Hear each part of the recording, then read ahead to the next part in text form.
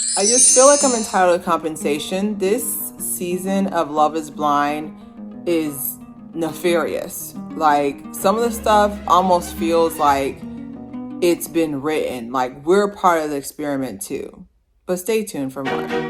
I feel like I'm losing my mind. Seven. All right, welcome to another episode of Claire here. Thank you guys for watching my video on Monday. We are doing part 2 of Love is Blind, chapters 4, verse 6. We have a special guest today. Don't scare her away. But we have this Claire hair puppet. Isn't she cute? Look at the glasses. Great gift. And then she has like a little chest piece, and like that's like my little book that I write. But say hello to her. Don't scare her away with y'all comments.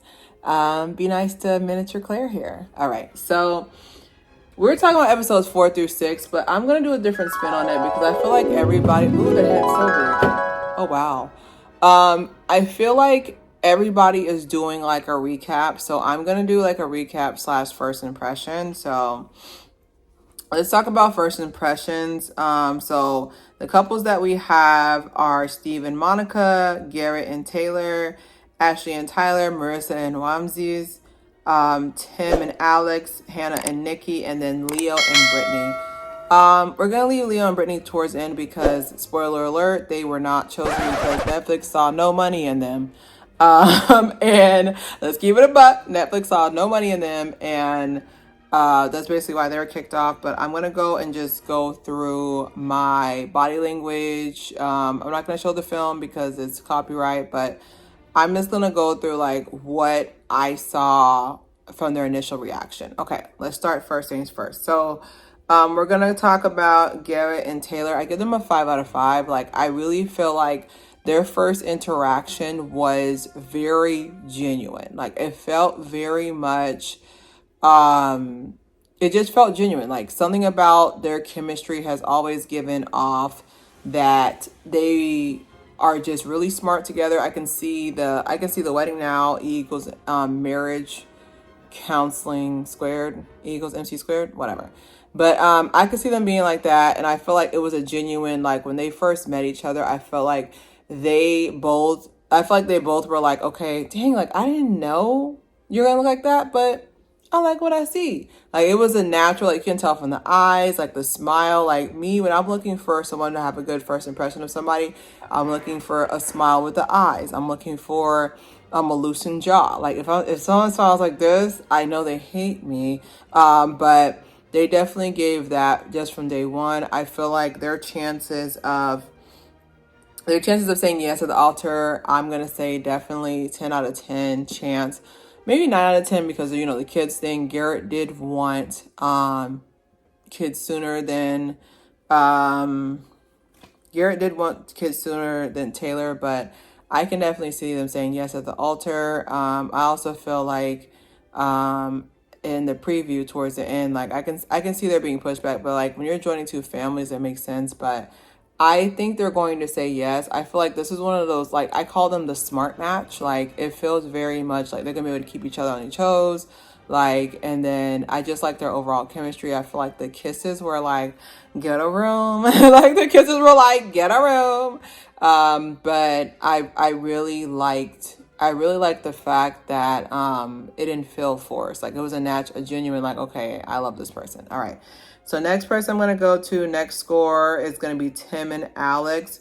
I have on here that Tim is corny and Alex seems like she'd be short tempered. So Tim keeps saying this joke about, I got that dog in me. So got that dog in you means that I'm mad I have to explain this, but having that dog in you basically means that, like, oh, he's like so masculine, or like he's a dirty, like, he got that dog, and I don't know how to describe it, but he keeps saying it, and I sensed that Alex was getting annoyed with him, which, like I said, I literally have on here corny. But when Alex first came out, first impression was like when Alex first came out, and Tim was just like, I knew it. I knew she was fine. Like, I was like, that was really adorable. I like the expression.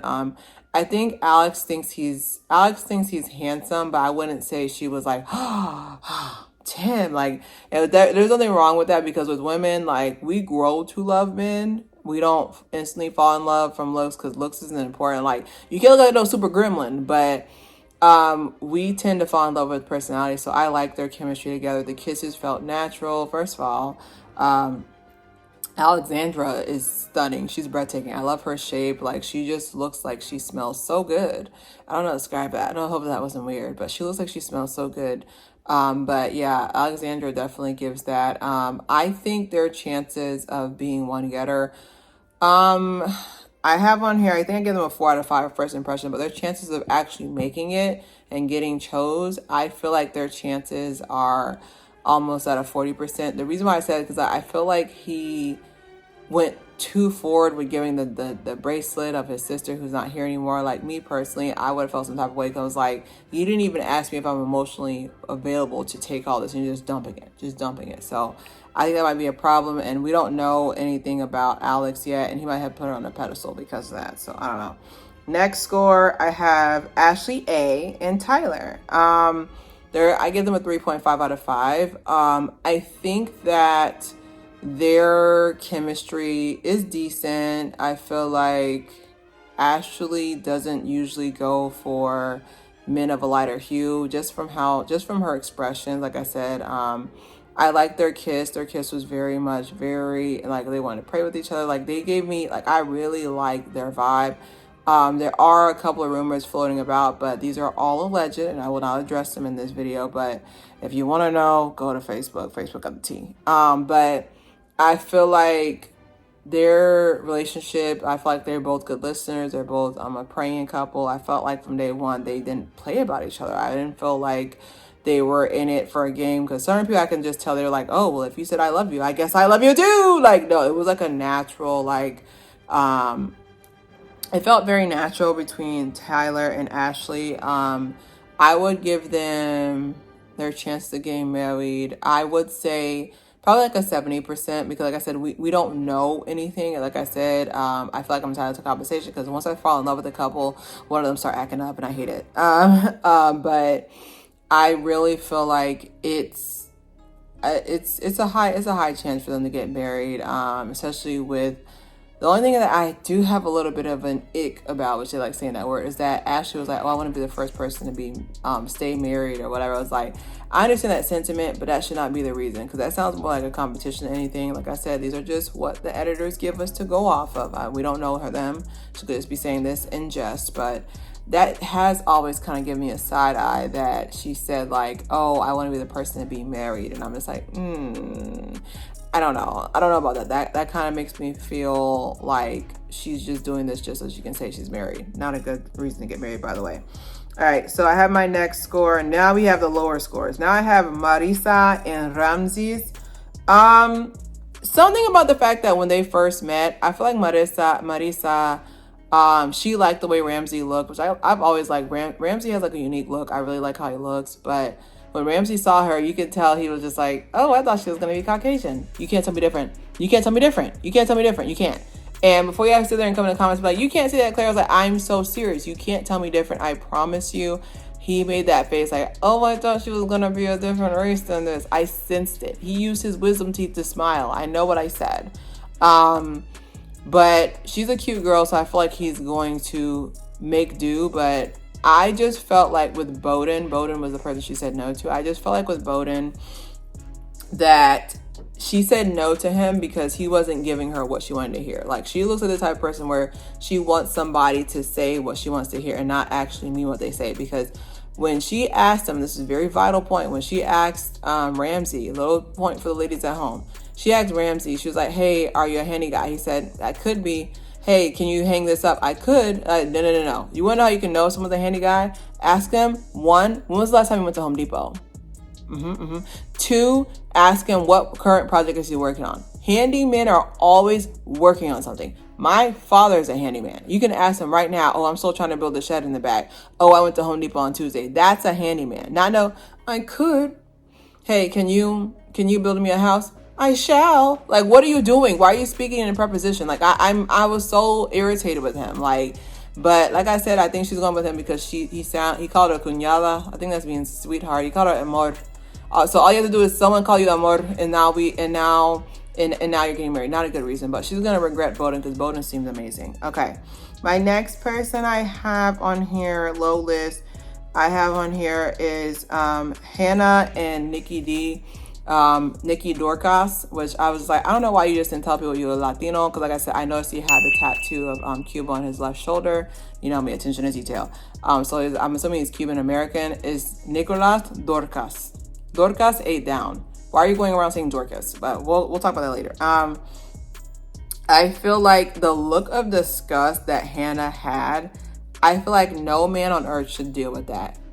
The look of disgust. Let me do a reenactment. So he comes up and she's like, first of all, she's mad he's short, which I understand because people like to lie about height, especially as those Amazons on 5'10" as well, same height as her. But when he got down to propose, that was a look she made. That was the look she made. That was the look she made. And you can't sit there and tell me that she faked that. That was her look. And then when she hugged like this to the side, like she doesn't want to see him. Their kisses full force. And I want justice for Nikki. Nikki, we have a nickname now. I want justice for him because I think he's handsome. Maybe because I am from the Caribbean.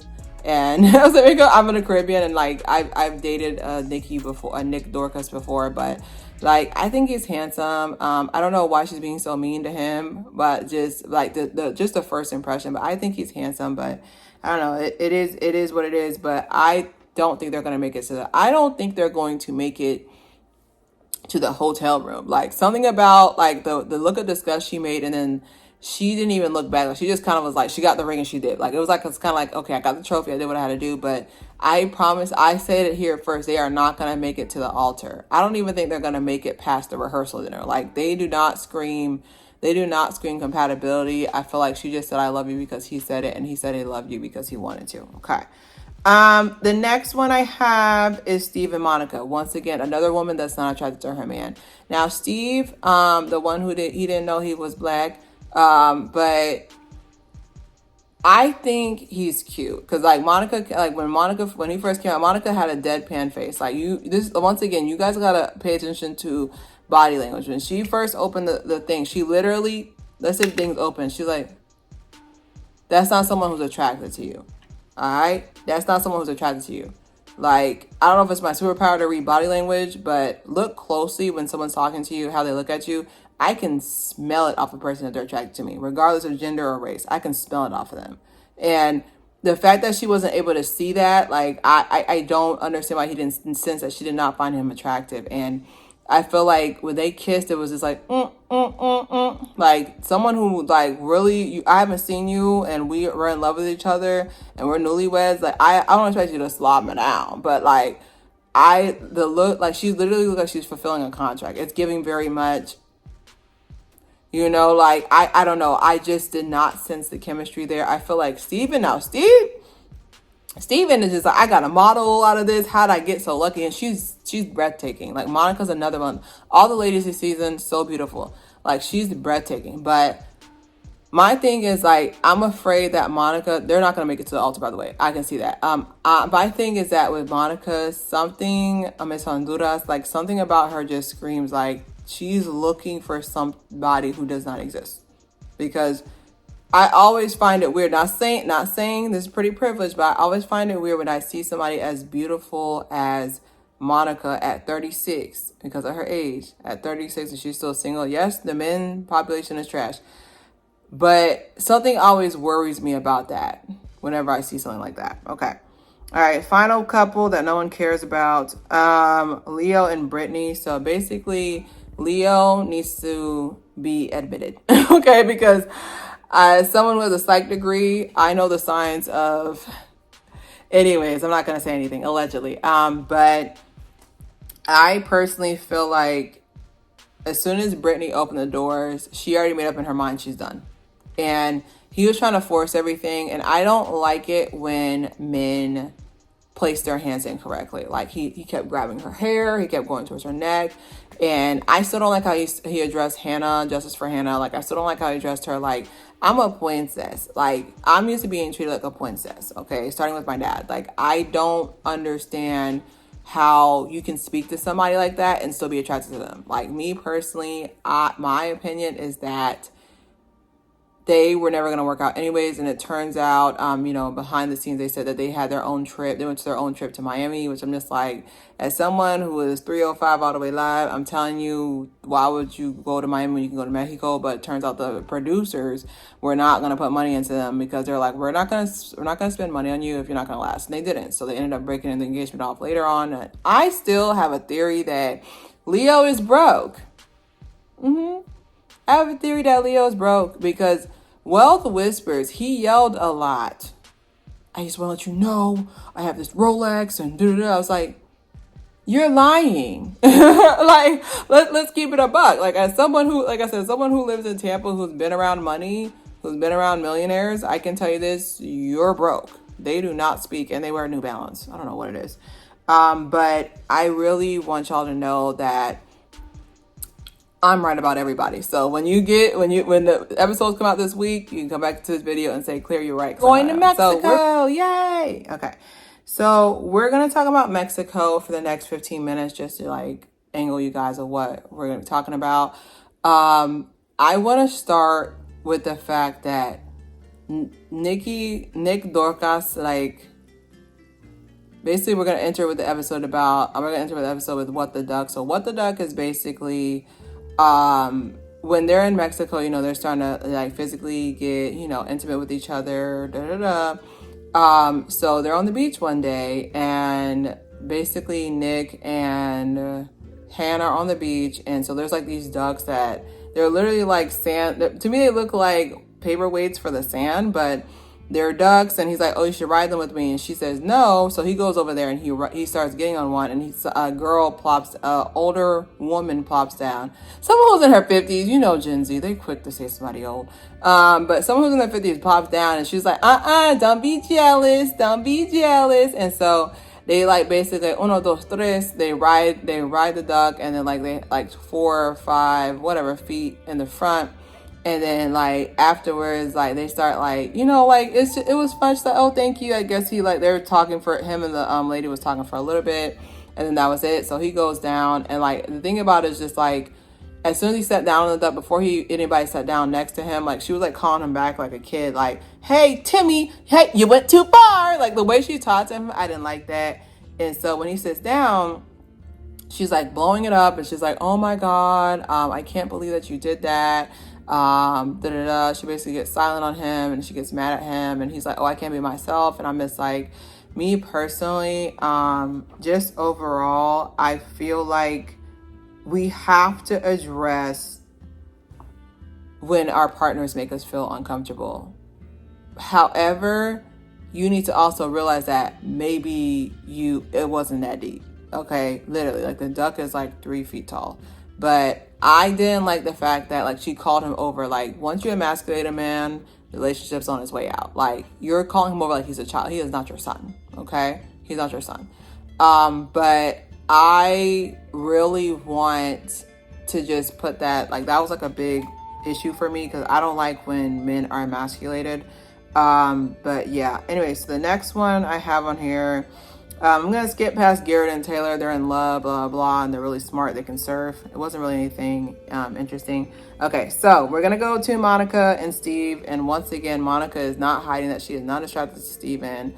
So basically, they go to an acupuncturist, and they act as if it was their first time being in middle school. Like, there's so much innuendo there that at one point I wanted to skip it, because I was like, this is giving... You ever have it like when you're just go back to when you're in 7th grade, and you're in 7th grade, and this is your first time seeing boobs, right? Oh my God, did you see them? Like, it didn't give sexy, it gave very much pathetic. Like, y'all are both in y'all 30s, like, this is not your first time, getting horizontal. Okay, so relax your blood. So basically doing in front of acupuncturists, they just kept doing innuendo left and right, and they thought it was cute banter. Me, I thought it was very inappropriate. There's a professional there. I can say I'm strict as much as I want to, but me personally, like, I was not feeling it. But You know, film's got to film, but yeah, there was a lot of that going on, which tells me you're overcompensating, because if it's good, you wouldn't have any energy to talk. All right, so my next point that I had was, now we are meeting the other couples. Okay, now it's time to meet the other couples. I feel like I like that they do this, but there's still a bit of me that's kind of like, I like that they do this, but I also want it to be where if you're going to have them meet the other couples, everybody needs to come. But not everybody can be flued out to to Mexico. So I get it. But them meeting the other couples, I get it. But it wasn't really anything, especially since there was no second choice here. The filming of the other couples, they could have kept it in the drafts because it wasn't interesting enough for it to be filmed. Does that make any sense? Like, the only reason why we wanted y'all to meet the other couples, like with the other, like with Ayanna and Jared, like I would have got you the gold ring, like from the previous season, because you're meeting other people. I don't know. Maybe they have stuff planned to meet everybody later on, for everybody to meet up again. But meeting other couples, I guess. But me personally, it was a waste of film. Okay. So, everybody meets Nick and they act so rude to him. Everybody's basically saying, oh, I thought he was going to be this big football player, like he's a punter or, you know, whatever. He's short. And I'm just like, y'all making it seem like he's Frodo Baggins from Lord of the Rings. He's 5'9", relax. Like, I don't understand. Like, he's 5'9". Like, they're making it seem like he's Frodo Baggins. Should we go to the ring? Where's the ring, my precious? Like, they make it seem like he's Gollum. Like, they're making it seem like he's ugly. Like, I don't know what. I was like, maybe my glasses are broken. Maybe because I'm a person that I like that type of like bubbly personality that he has, but like when Hannah's not around. But I didn't find him unattractive. Like, I thought he was handsome. Like, I don't understand, but I guess, child. But everybody could have sworn he was Gollum and Frodo Baggins combined together, child. Him saying he was Henry Cavill was crazy. Okay, that was crazy for him to sit there and say he looks like Henry Cavill. Let's keep it a buck. That was crazy. There's a lot of physical activity talk. So Nick hinted towards it before that he has a brand back home in DC where he can't speak about innuendo in too much detail. And I respect that, but no one else does, because they proceed to ask Hannah, hey, have you guys done this? Have you done that? Or da-da-da. Like, they proceed to ask her back and forth. And like, there's just a lot of back and forth going on. I don't know, but there was a lot of back and forth going on. And then Nick, when he was getting ready, finds that I have on here, he found out that Hannah made a ick list pretty much of everything he does. And one of them on there was basically saying like, oh, he's delusional and like he's immature, he needs to grow up. And I'm just like, all I hear is a child talking, because Hannah is definitely a child. 26, baby, I might as well have been an embryo. But she made this list, and like, so they referenced it a little bit while they're at the party, but they brought it up later. So Nick is like, hey, what's going on with this list that you made? I read it. And she brought it up from the trash can, which I'm just like, this was emotional warfare. Because if you really wanted to get rid of this list, women, no offense, but women, we are good at hiding evidence. We hide evidence every 28 days, okay? So she wanted him to see it. Let's keep it a buck. She wanted him to see it, so she grabs it out of the trash can. It's crumpled, but she can still read it because that's how she wanted it. She wanted this to be brought up.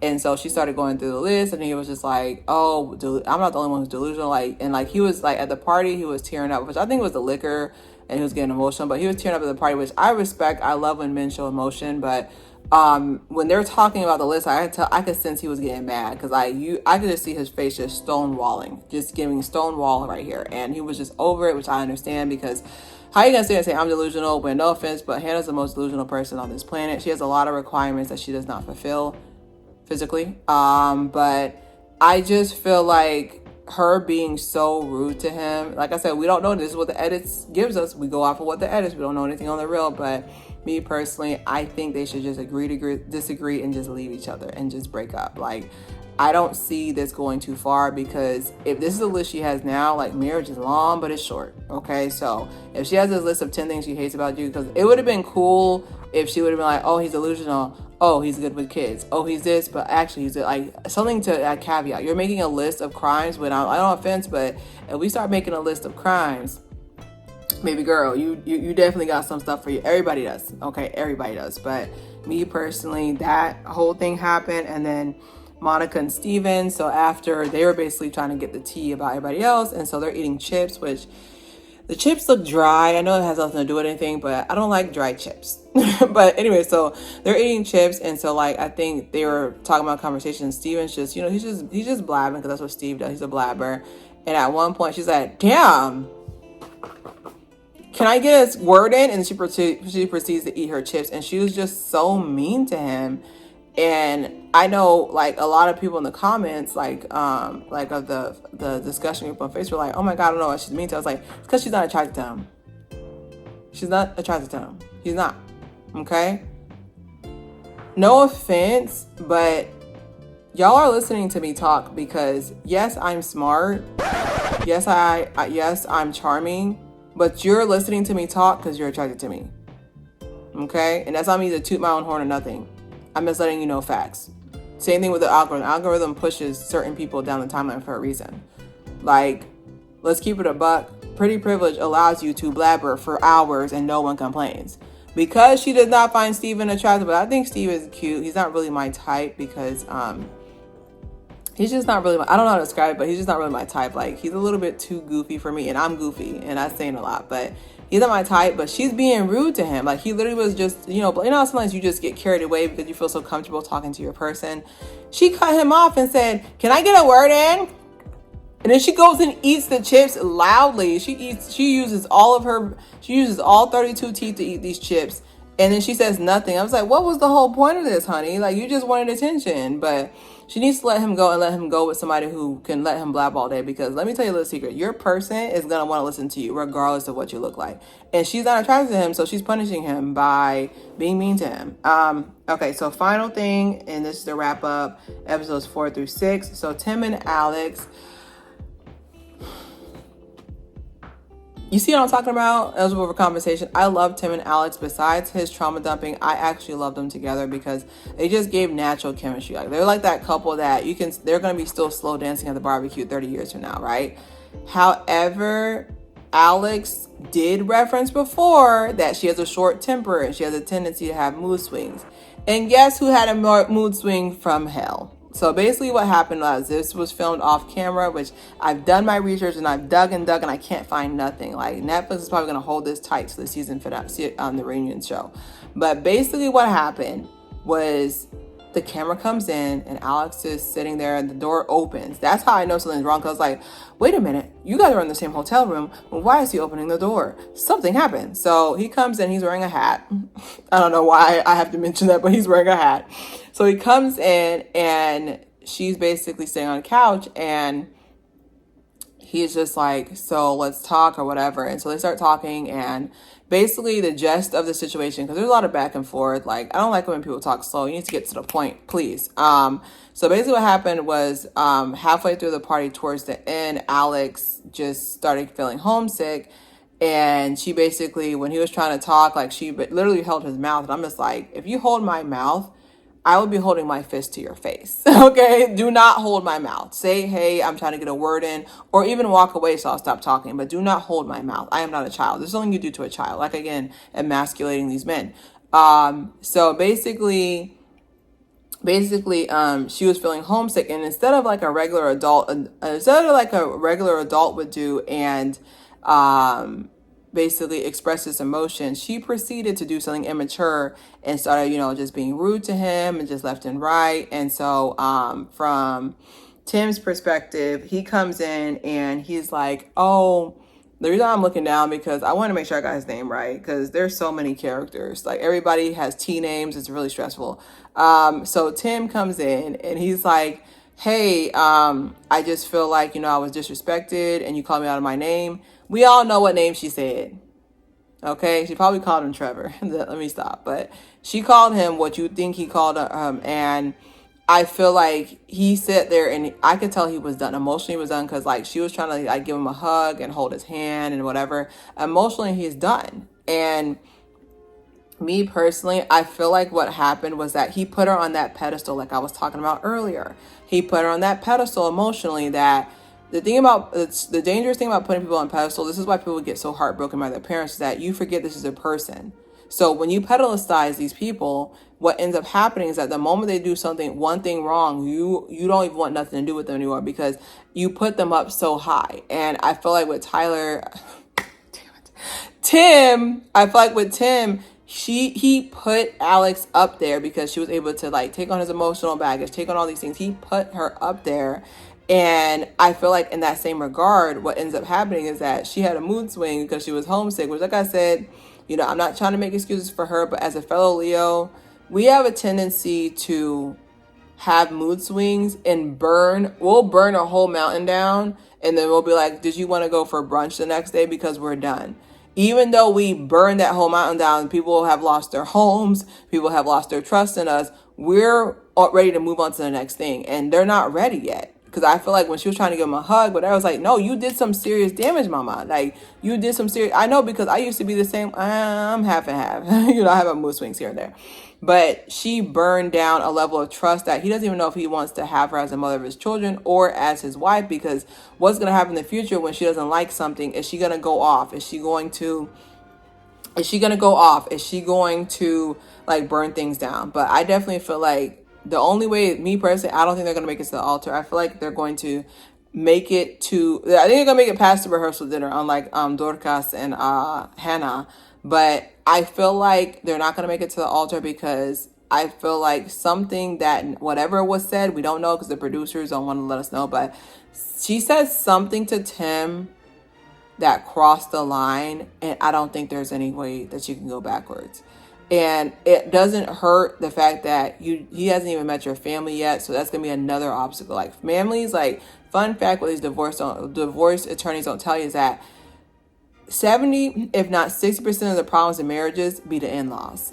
Every single time, it'd be the in-laws. It really be that mother-in-law, but it'd be the in-laws. The in-laws are the main problem because they can't handle the fact that their kid is no longer an employee of the family anymore. They have their own company they're working on, and who knows how it's going to happen because, Alex did hint toward the fact that if my parent, I'm a daddy's girl, if they don't like you, it's going to be a no for me. And I'm just like, sometimes your family doesn't know what's best. Like, for example, like when my mom was like, oh, you should take this degree or that degree. If I would have taken that degree, I'd have been unemployed to this day.